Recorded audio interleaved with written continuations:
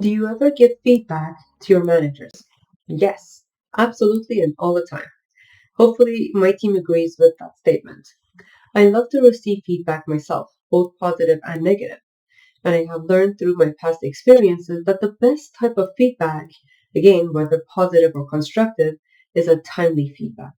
If you've ever found yourself in a situation where your managers or direct reports have been surprised by your year-end evaluation, that is the best indication that you're not providing enough or timely feedback. Employee experience and well-being has always been at the top of my priority list, no matter what role I've had. I make it a point to schedule weekly recurring one-on-ones. This gives me an opportunity to think specifically about the individual I will be meeting with and think about the work they've done in the past week. At times I find myself adding in notes to my one-on-one template about a specific situation that occurred, just so I don't forget to bring it up at my one-on-one. When I want to provide feedback, I always start by making it clear that I'm about to provide feedback. Then I try to cover three components. I observed, heard, or experienced X.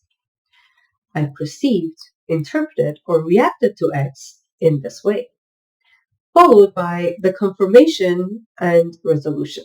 So, where the feedback is about a coaching opportunity, I would then go into, is my perception, interpretation correct? Help me understand your perspective.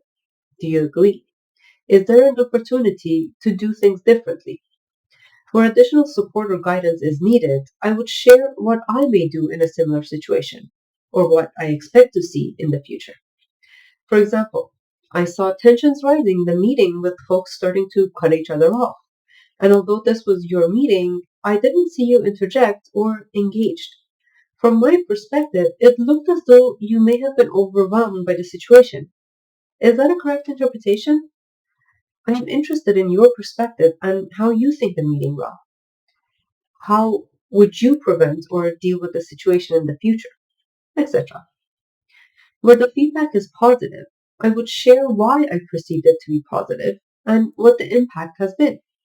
For example, we talked about the development opportunity X, and I've noticed Y and Z, which are positive steps you've taken to address or adjust. Or I noticed you called out the folks on your team who contributed to the successful execution of the initiative.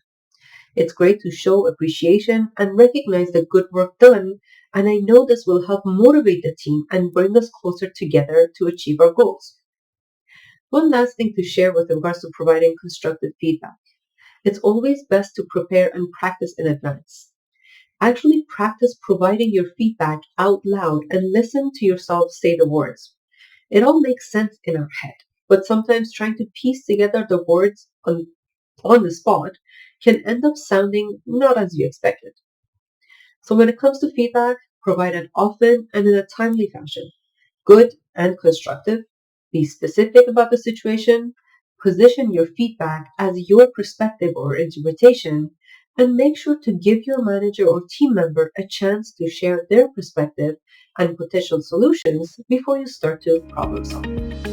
Thank you and good luck.